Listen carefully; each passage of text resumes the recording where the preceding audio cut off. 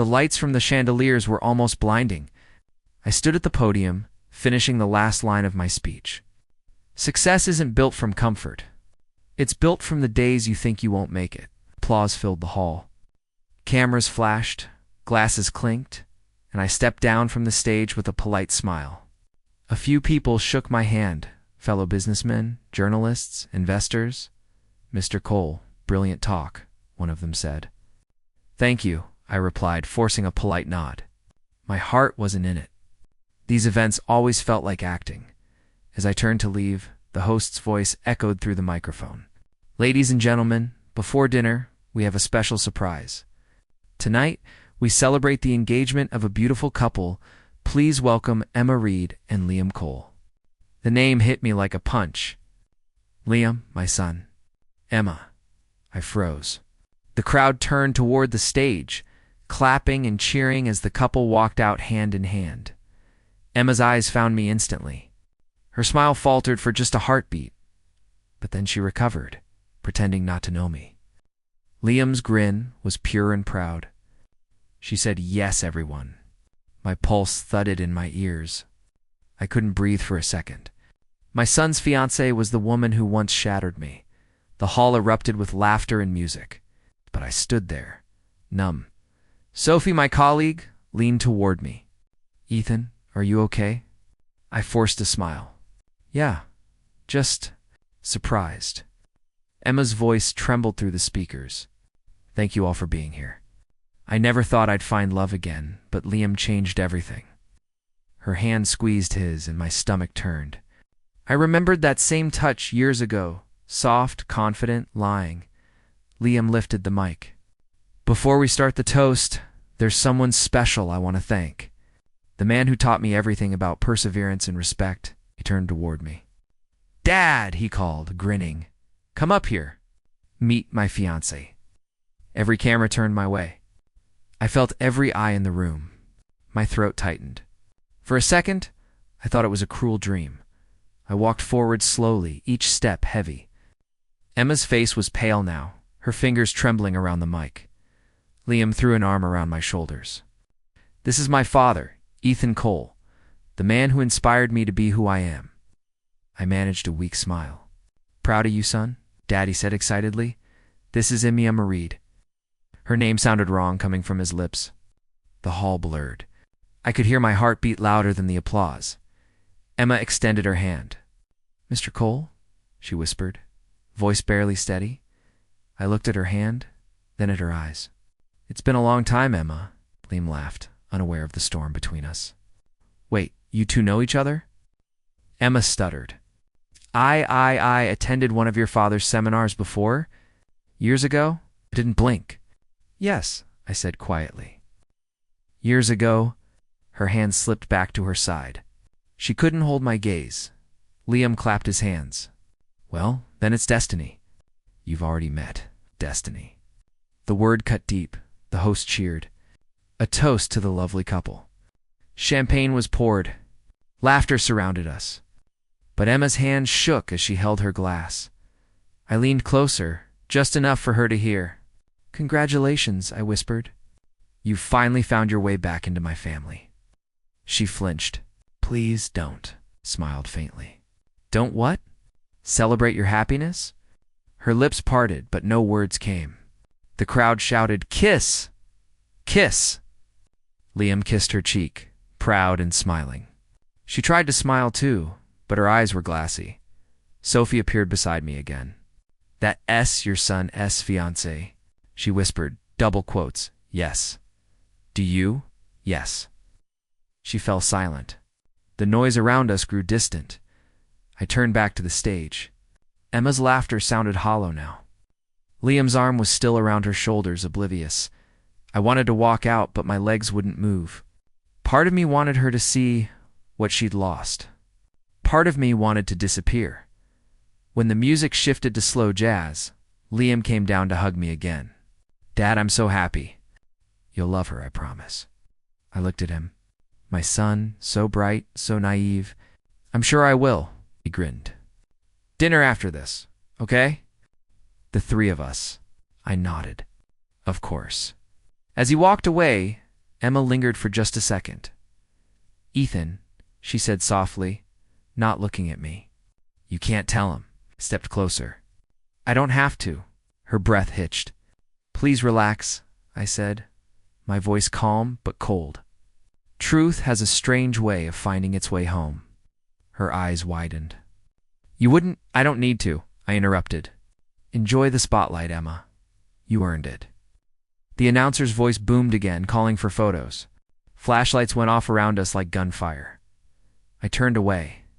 My reflection caught in a golden mirror, older, harder, colder, and for the first time in years, I smiled without warmth, because fate had just handed me something rarer than revenge's stage. Asterisk, I didn't sleep that night. The image of Emma standing beside Liam kept replaying over and over. Her smile, her trembling hands, the way she said my name under her breath, "Ethan." I poured myself a drink and stared out the hotel window. The city lights below looked like old memories, bright, distant, untouchable. That night dragged me back to years I thought I'd buried.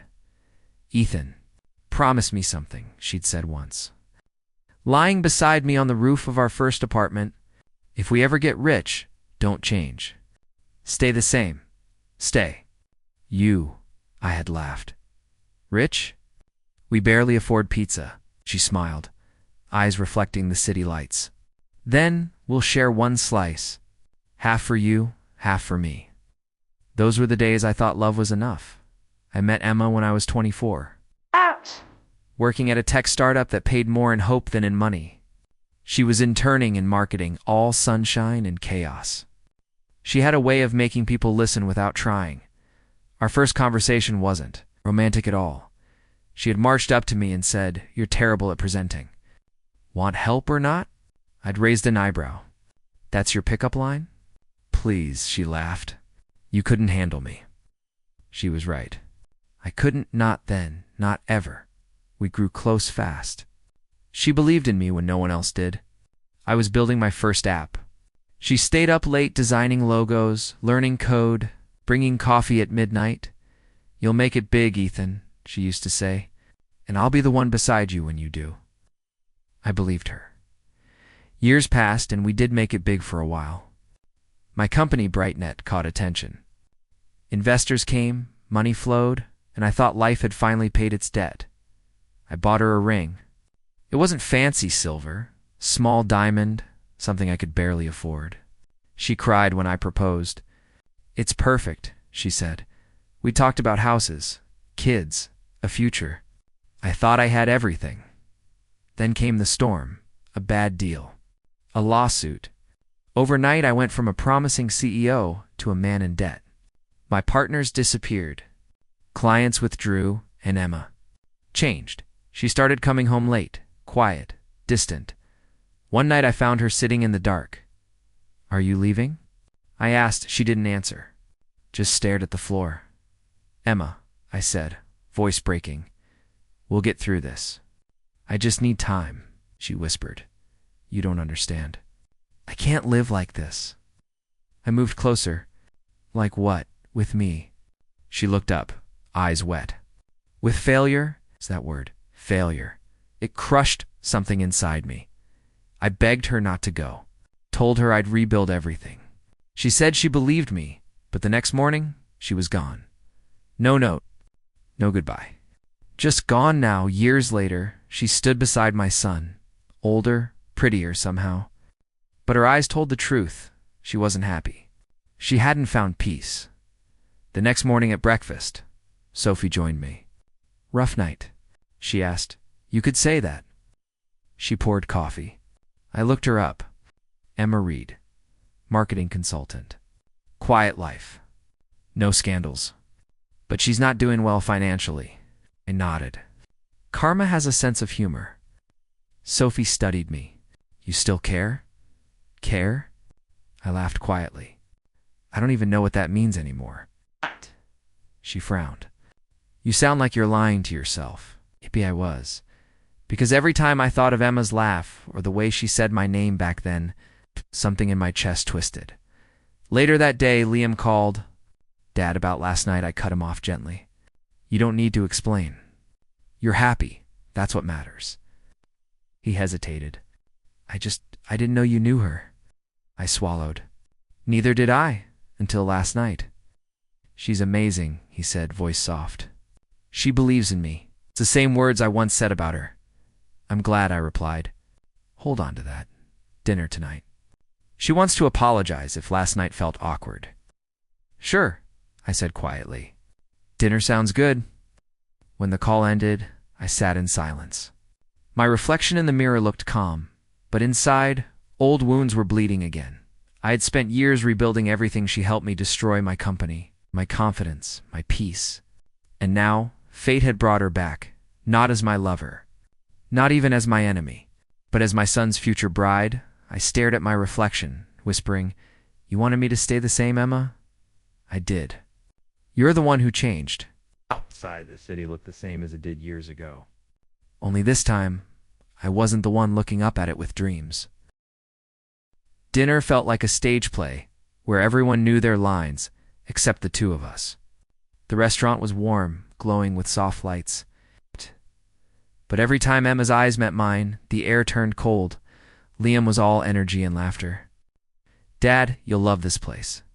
Emma found it. She says the chef used to cook for royalty. Impressive, I said, keeping my tone steady. You always did have good taste. Emma's fingers froze on the menu. He does, she murmured. I smiled faintly. So do you? Liam looked between us, confused but smiling. You two talk like old friends already? Something like that, I said. Sophie was supposed to join us, but texted last minute. Handle this carefully. Handle this? There's no manual for dining with your ex and your son she's about to marry. The waiter poured wine. Liam raised his glass. To family and new beginnings. I lifted mine. To truth, I said softly. Emma's hand trembled slightly as she clinked her glass. And peace, she added. The first few minutes were harmless Liam talking about work, travel, and how Emma changed his view on love. I listened, nodding occasionally, each word cutting deeper. She's incredible, he said.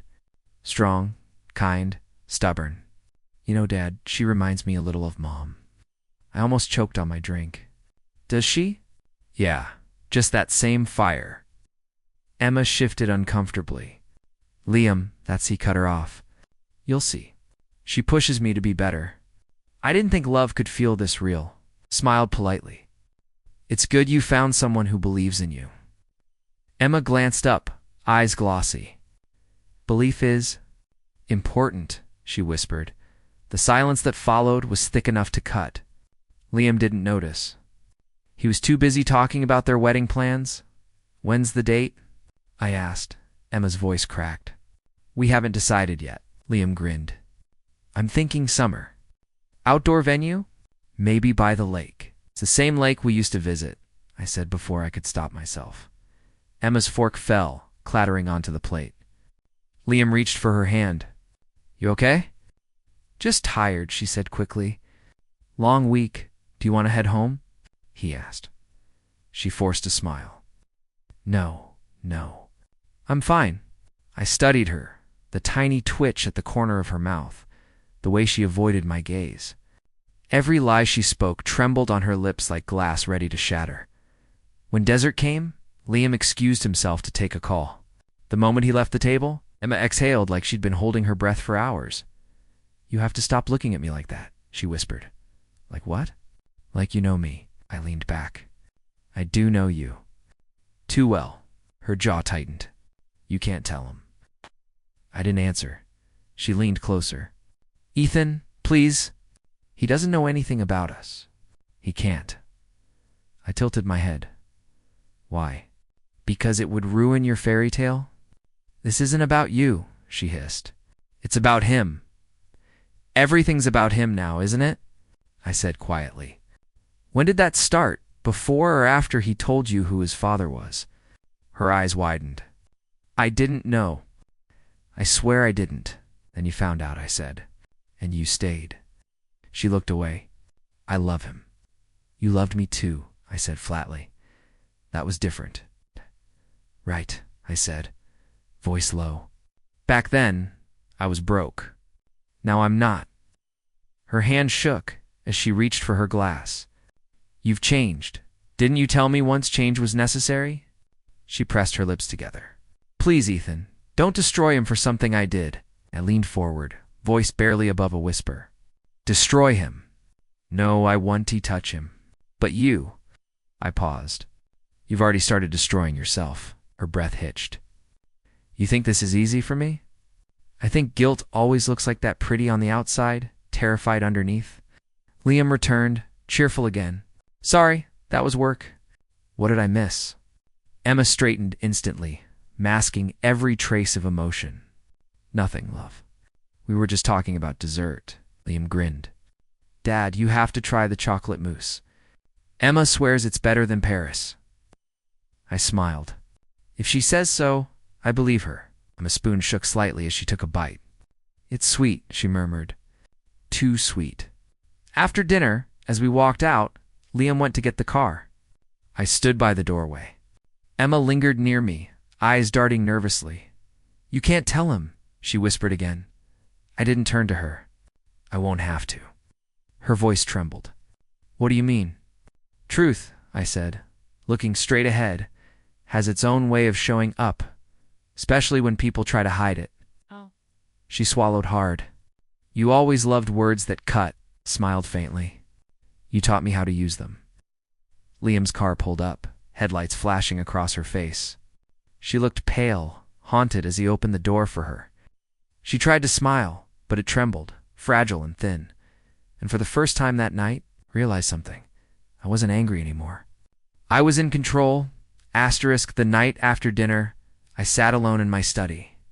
The city outside my window flickered with lights. The same city that once watched me fail. Emma's voice still echoed in my head. You can't tell him. Funny. Once upon a time, I'd have done anything just to hear her say my name again now. I only heard ghosts. I remember the day everything fell apart like it happened yesterday. The morning started with confidence. We were supposed to sign the investor deal that would secure BrightNet's future. Emma wore her favorite navy dress, the one she said made her feel unstoppable. She kissed my cheek before we left the apartment. Today's the day, Ethan, she'd said, smiling. We're finally going to make it. I believed her. By noon, the deal collapsed. Our lead investor pulled out after rumors spread that our software was unstable. Within a week, partners withdrew, clients backed away, bills piled high. I worked nonstop, desperate to save what I'd built. Emma tried to help at first. Phone calls, meetings, pep talks. But the warmth in her voice faded day by day, placed by silence and sighs. One night, I came home late and found her sitting on the couch in the dark, lights not working. I joked, setting my briefcase down. She didn't smile. We need to talk. Those 4 words, the death sentence of any relationship. What's wrong? I asked, though I already knew. She looked at me with tired eyes. Ethan, I can't do this anymore. Do what? I asked, heart pounding. This, she said, gesturing to the tiny apartment, the unpaid bills, the empty wine bottle. Living like this, waiting for something that might never happen. It will happen, I said quickly. I just need time. I'm talking to new investors. She shook her head. You've been saying that for months, because it's true. I snapped. I'm doing everything I can. Her voice softened, but it hurt more that way. You're trying to build a life on broken dreams. I can't build mine on top of them. I froze. You're leaving. She didn't answer. Is there someone else? Her silence was louder than any confession. When she finally spoke, her voice cracked. His name's Daniel. He offered me a position at his firm. It's a good opportunity. I laughed, bitter, hollow. Opportunity.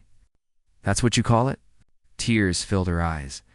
I loved you, Ethan, but love doesn't pay rent. I remember my knees giving way. I didn't cry, not then. I just stared at the woman who had once promised me forever. Go, I whispered. Before I say something I'll regret, she hesitated. I hope you find what you're looking for. I looked up. I already did. You just walked away from it. She left that night. No suitcase. No last kiss. Just silence. A week later, my father died. Heart attack. The stress of my company's collapse crushed him. I didn't even make it to the hospital in time. At his funeral, I stood alone by his grave. Replaying her last words in my head, I can't build a life on broken dreams. That was the moment I broke completely. I sold everything, the apartment, the remnants of the company, and disappeared from everyone's life, including my son's. For 2 years, I worked like a man possessed. Started again from nothing. No one believed I'd recover, and maybe that's why I did. Failure burned me clean. I stopped chasing love. I stopped begging for loyalty. I learned the simplest rule in life. People don't change when you love them. They change when they lose you. Now, sitting here years later, that lesson tasted bittersweet. Emma had everything she once wanted: comfort, status, admiration. Yet, when I looked into her eyes across that dinner table, I didn't see victory. I saw fear. The same fear I used to carry when everything crumbled. Karma doesn't always strike loud. Sometimes, it arrives quietly through awkward smiles and trembling hands. Through guilt that never fades. She used to tell me that success was about winning. I learned that success is about silence. Knowing when you don't need revenge because life is already delivering it. I poured another drink and stared at my reflection. Never beg again, I murmured. That promise still stands. Outside, thunder rolled softly, echoing like the past itself. I thought of her, of the girl who once dreamed on rooftops, and the woman who walked away from them, and for the first time. I didn't feel anger, just a deep, quiet ache, the kind that doesn't fade, but teaches you who you really are. The next morning, Liam called. "Dad, brunch?" "Emma's got a charity meeting later, but I want you two to spend more time together." My throat tightened. "Sure," I said. "Just us, right?" He laughed. "Yeah, just us. You, me, and way too much coffee." I smiled despite the ache. Wouldn't miss it. We met at a small cafe downtown, the kind I used to take him to when he was a kid. Back then, he'd order pancakes and drown them in syrup until I'd warn him about cavities. Now, he was a grown man, confident, clean-cut, the kind of son any father would be proud of. But as he talked, I couldn't stop noticing how much he reminded me of myself before life got cruel. That same spark in his eyes, the same belief that love could fix everything. "So," he said, sipping his latte, "what do you think of Emma?" I froze, stirring my coffee, though it didn't need stirring. "She seems good," I said carefully. He smiled. "She is. You'll like her once you get to know her better. She's been through a lot, but she never lets it show." That line, "she's been through a lot," hit harder than he knew. I forced a chuckle. "She's lucky to have you." He leaned forward. "No, I'm lucky to have her. When I lost my job after college, she helped me get back up. She believed in me, Dad. Really believed in me." My chest tightened. "That's what she used to say to me." I nodded, my jaw stiff. "That's rare.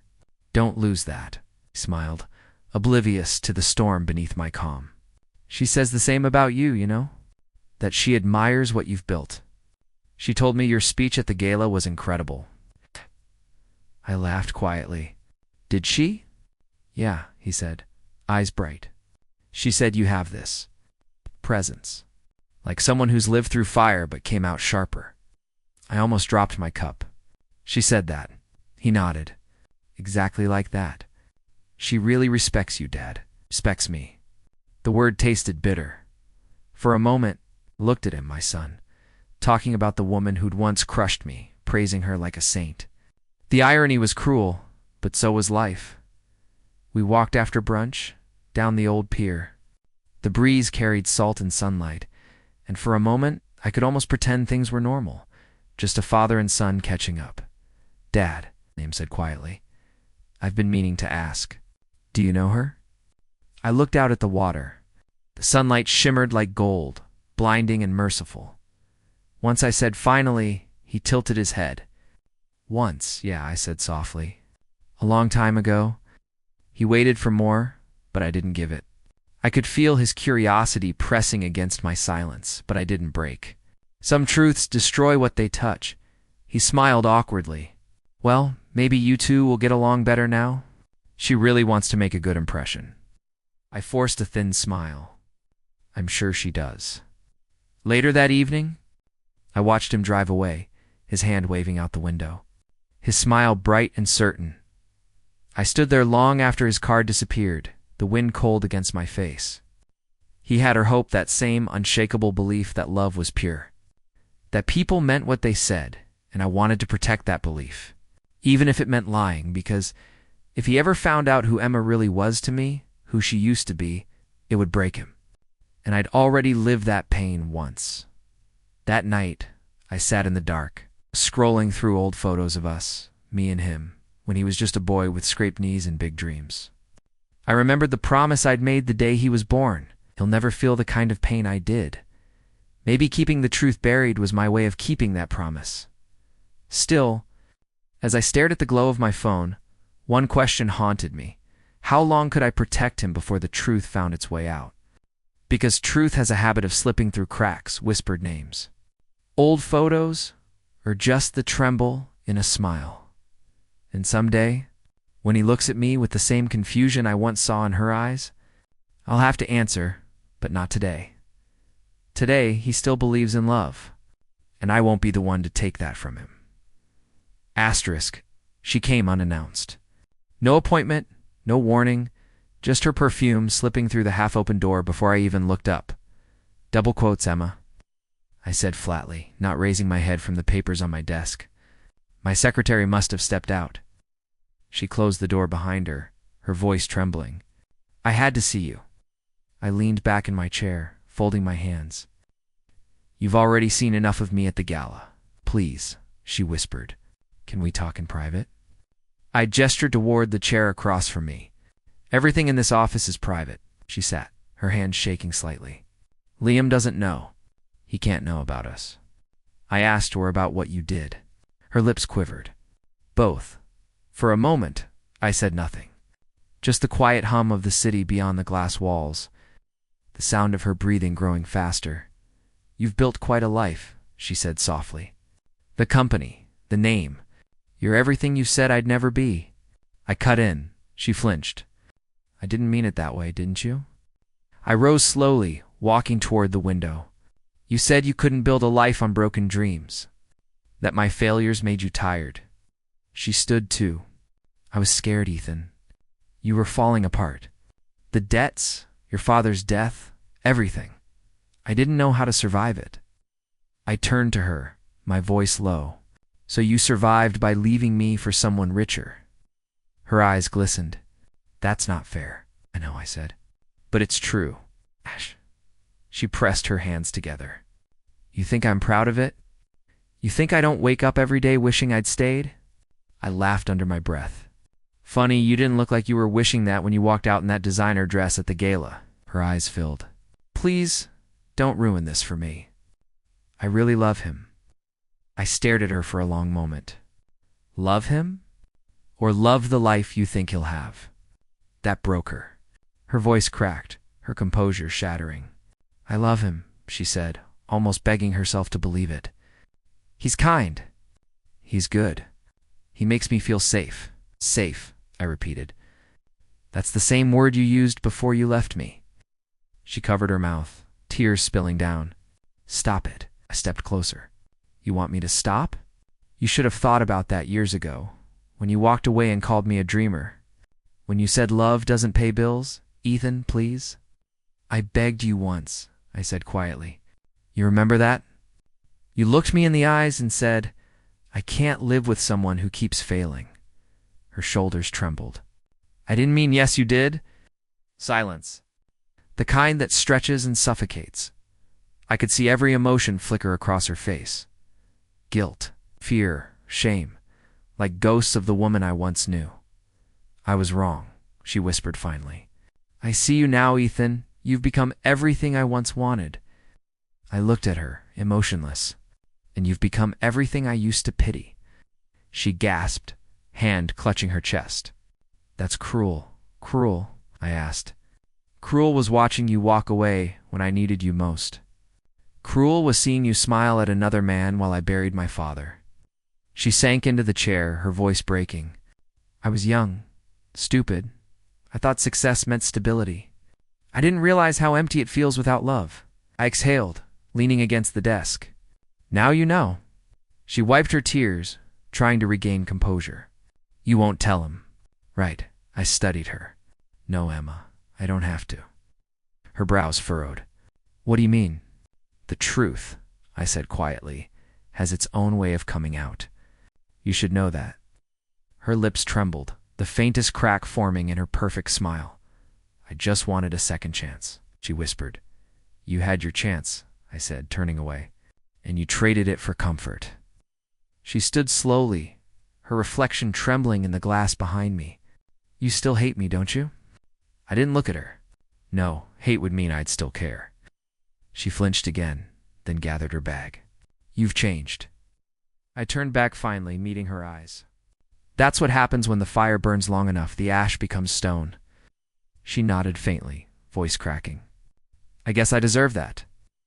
The door clicked softly behind her. For a long time I stood there, staring at the empty chair where she'd sat, the same chair where deals worth millions were made, and where a single memory had just undone them all.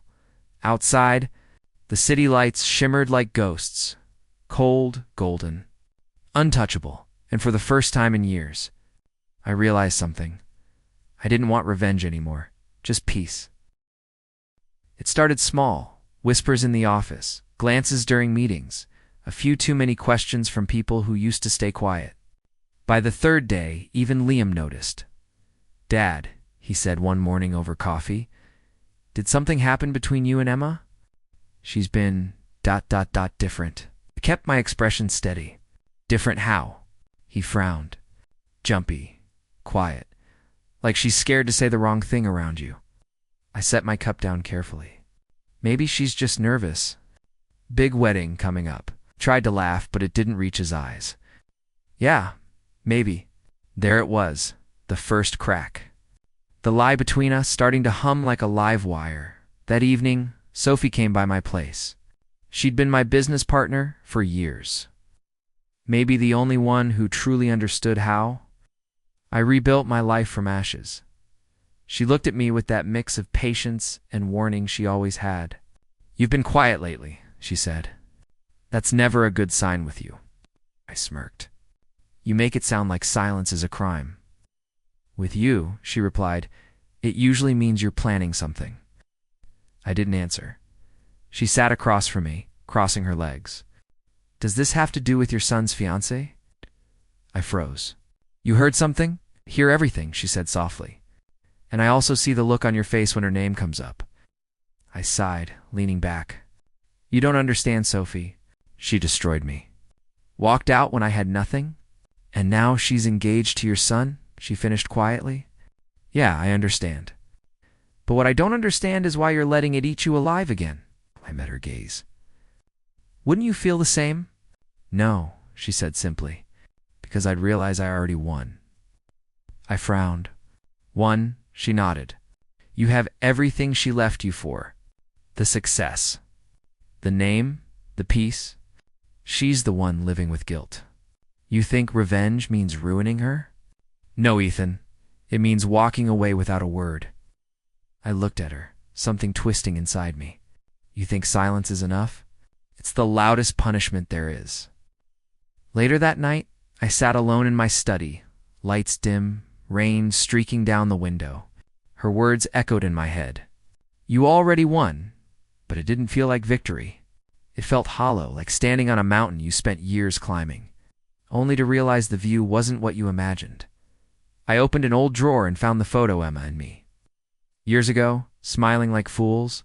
The edges were worn, the colors fading, but the memory still burned sharp. I whispered to the empty room, Why now, Emma? Why my son? No answer, just thunder rolling outside. Maybe Sophie was right. Maybe revenge wasn't destruction. Maybe it was dignity.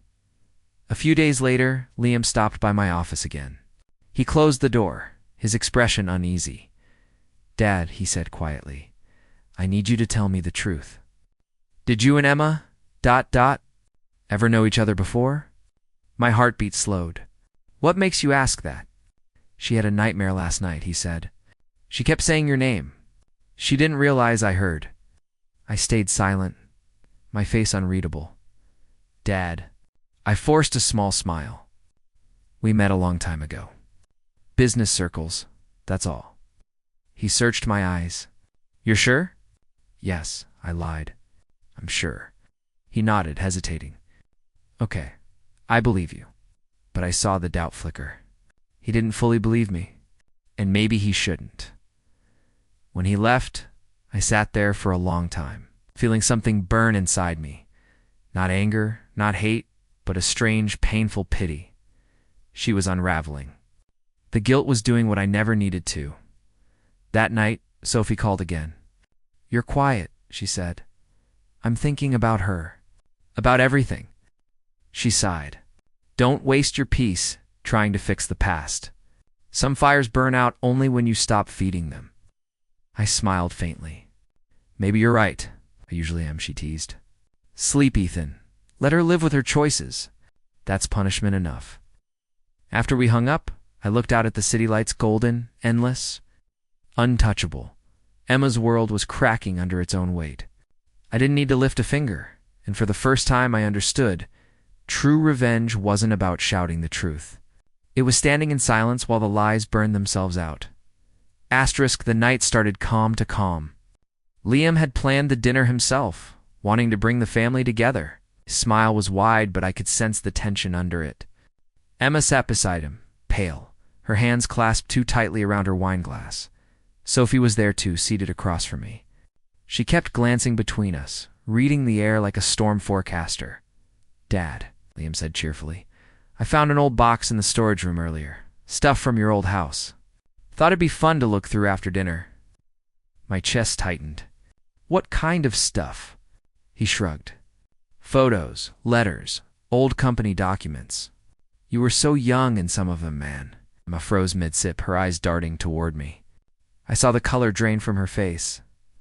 I forced a chuckle. Ah, memories. Those can be dangerous. Sophie gave me a warning look, but it was too late. Liam stood, already heading for the living room. Come on, you'll love this. Emma's voice cracked. Liam, wait. He was already back with the box, dust trailing from its edges. He set it on the table, excitement flickering. Okay, look at this one. You had long hair, Dad. I smiled faintly, but my stomach twisted. He flipped through more photos, my first office, my team, my old apartment. Then his hand stopped. What's this? The air went still. He held up a photo, me and Emma, standing arm in arm at a seaside fair, laughing like two fools who thought the world was kind. For a second, no one moved. Then he whispered, Emma. She didn't answer. Her fingers trembled as she reached for the picture. Liam, he looked at her, then at me. Dad? My voice barely came out. That was a long time ago. Liam stood there, eyes darting between us, confusion melting into disbelief. A long time ago? What are you saying? Emma's voice cracked. Liam, please. Let me explain. Explain what? His voice rose. Why, there's a picture of you and my father looking like lovers. The word lovers hit the room like thunder. Sophie looked away, her hands tight around her glass. Emma's lip quivered. It was before you were born. Before I met you. Before any of this? Before you met me? He repeated. So you knew him all along? I didn't plan it, she said, tears spilling. I swear I didn't mean for this to happen. Liam turned to me, his face pale. You knew too, didn't you? I hesitated. That was enough. You both knew, he shouted. And you let me fall in love with her? Liam, I said, trying to steady my voice. You don't understand? No, you don't. He snapped. You're my father. How could you let this happen? Emma reached for him, sobbing. Liam, please. I didn't know it was you when we met. I didn't know until the gala. He stepped back, disgust in his eyes. And you didn't tell me? Either of you? I wanted to, she cried. But I was scared. I didn't want to lose you, he laughed. A broken, painful sound. You've lost me anyway. Liam, he grabbed his jacket, voice shaking. Don't. I can't even look at either of you right now, he stormed out. The door slamming behind him so hard the walls shook. The silence that followed was unbearable. Emma fell to her knees, sobbing quietly, her hands covering her face. I never meant for this to happen, she whispered again and again. Like a prayer that couldn't save her, I stood there, unable to move, every muscle frozen in place. The photo lay on the floor between us, our younger faces smiling from a past that refused to stay buried. Sophie stood slowly, her voice calm but sharp. You should both be ashamed, she said, and left. The door closed behind her, leaving only the sound of Emma's quiet, broken breaths. I looked down at her. The woman who once shattered me, now shattered herself. No revenge, no plan. No words could have done what truth just did. The truth had spoken for itself, cruel, clean, and final. The news spread faster than wildfire. By morning, every business circle, gossip page, and social feed had one headline. Liam Miller ends engagement to Emma Hayes. They called it a sudden split, irreconcilable differences, private family conflict. But the truth was simpler. It wasn't a breakup. It was a collapse. I didn't go online, but Sophie did. She read the posts out loud from my office doorway, her tone somewhere between pity and disbelief. Her father's statement just came out, she said. He called her behavior a personal and family disgrace. He's cutting her off completely. I didn't react. Just leaned back in my chair, staring at the skyline. She's finished, Sophie added softly. You know that, right? I nodded once. I know. And how do you feel? I took a slow breath. Like the world finally stopped spinning. She studied me for a long moment, then said, This is what you wanted. It's what she earned. By afternoon, my phone buzzed nonstop. Unknown numbers, messages, reporters. I ignored them all until I saw her name flash across the screen. Emma. For a moment I just stared at it. Then I answered. Her voice was shaky, exhausted. Ethan, please. I need to see you. I didn't answer right away. Just once, she said, almost begging. Please. Something in her tone told me this wasn't about apologies anymore. It was about survival. Fine, I said. My office. 15 minutes. When she walked in, she looked like a ghost. The woman who once carried herself like royalty now looked stripped bare, eyes swollen, hair tied loosely. Her designer dress wrinkled and trembling around her frame. Ethan, she said softly, closing the door behind her. I lost everything. I didn't stand. So I heard. She stepped closer. Liam won't talk to me. My father said I've humiliated him in front of everyone. He's frozen my accounts. I can't even go home without cameras outside. I stayed silent. She exhaled shakily. I didn't mean for this to happen. I just wanted a normal life. I tried to move on. But when I saw you again, it all came back. Everything. I looked at her, my voice steady. Everything you walked away from. She nodded, tears falling. I thought I was doing the right thing back then. I thought I needed security. I didn't realize what I was losing until it was gone. Now, you do. Her lip trembled. You're really not going to help me? Help you? I asked quietly. Emma, when I was the one drowning, you turned your back. You said love doesn't pay bills? You said you needed someone stronger. Her voice cracked. I was wrong. I stood finally walking around the desk until I was just a few feet from her. No, I said. You were honest. You chose what you believed in, comfort over faith, safety over struggle. She looked up desperate. Ethan, please. I don't have anyone left. I met her eyes, calm and cold. Now you know how it feels to start from nothing. The words hit her harder than any slap. She sank into the nearest chair, sobbing quietly. I didn't come here for pity, she said, between tears. I came because I don't know how to live with this guilt. I sighed softly. You learn, day by day, the same way I did.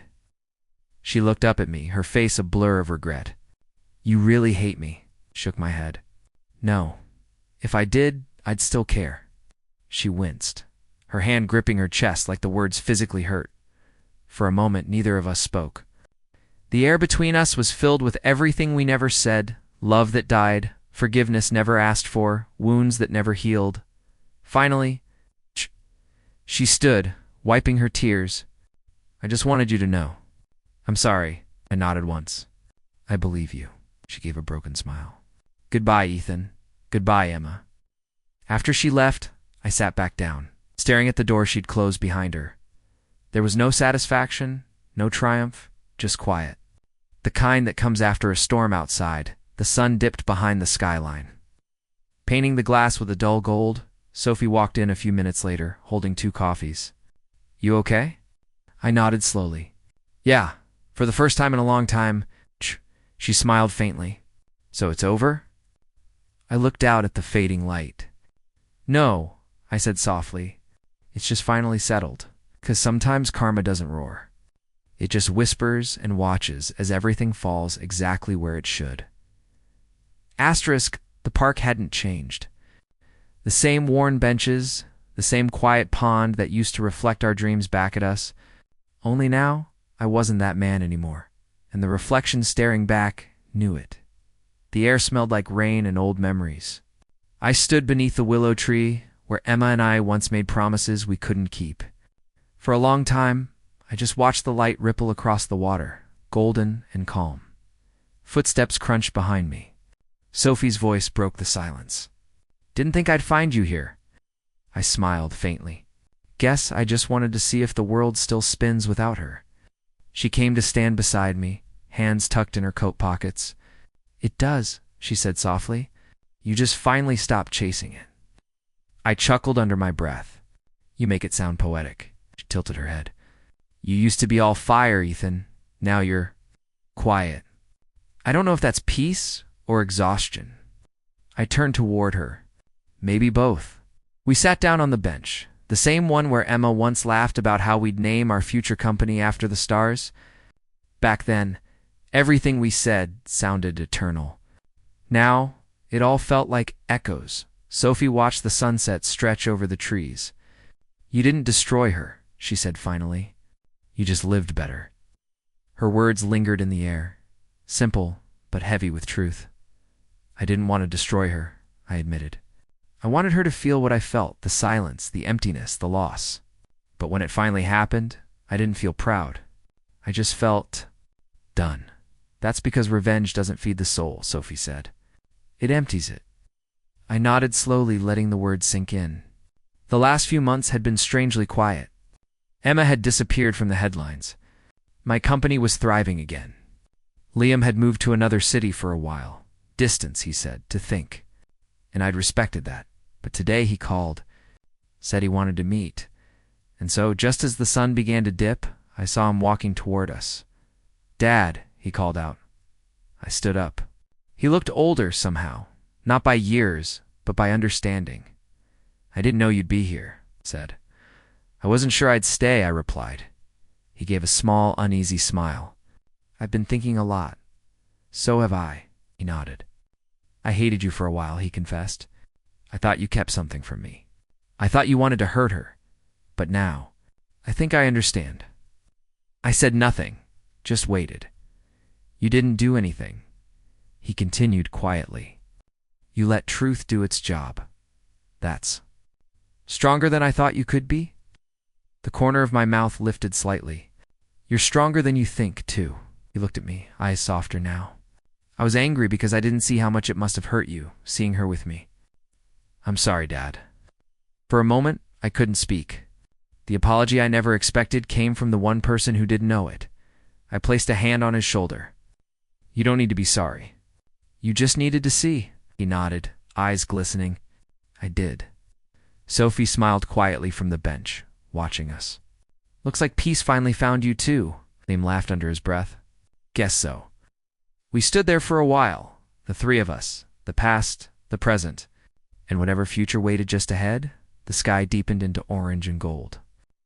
Light spilling over the pond like molten glass. Liam turned to leave, but before he did, he said, You're stronger than I thought, Dad, I smiled faintly. Took me long enough? After he walked away, Sophie leaned back, watching the fading sun. So, she said softly, was it worth it? I thought for a moment before answering. No, but it was necessary. She nodded. And now? I looked out at the last streak of light touching the water. Now, I finally understand what revenge really is. She turned to me. What's that? Peace, I said simply.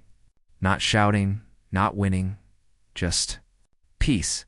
We sat there until the light faded completely, until the sky turned violet and still. The ghosts of what once was drifted quietly into the dark. No anger, no pain, just silence. And for the first time in years, I didn't feel haunted. I felt free.